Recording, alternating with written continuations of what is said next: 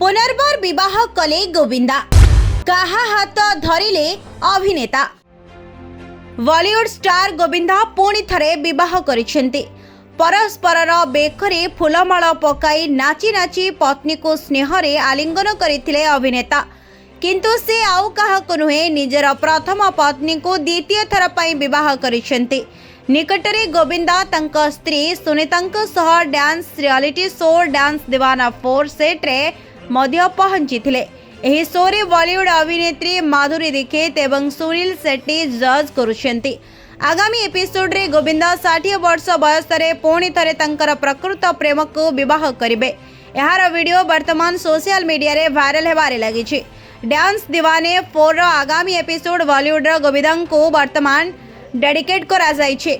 गोविंदा तंक स्त्री सुनीतांक सह सोरे पहुंचीछंती। यह सहित कलर्स टीवी वर्तमान एही एपिसोड रो प्रोमो रिलीज करिछि।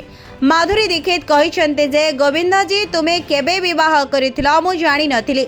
यह सुनी अभिनेतांकर स्त्री सुनीता मुह सुखाई कहिछंती आम विवाह समयर कौनसी फोटो नाही।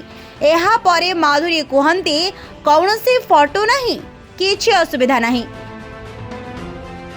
एठारे बर और कन्या अछंती, तेणु आज आमे आपणकर विवाह कराई देबो। गोविंदा 1987 विवाह करिथिले। विवाहर 4 वर्ष पर्यंत केही ए बाबदरे जानि नथिले।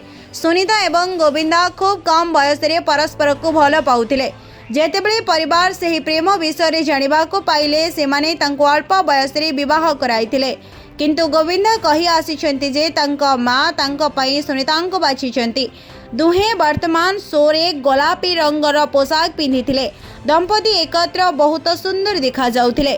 फूलमाला पिंधिबा परे दुहे एकाठी नाचिथिले और शेषरे परस्पर को आलिंगन मध्य करिथिले। ब्यूरो रिपोर्ट संस्कार टीवी ओडिशा।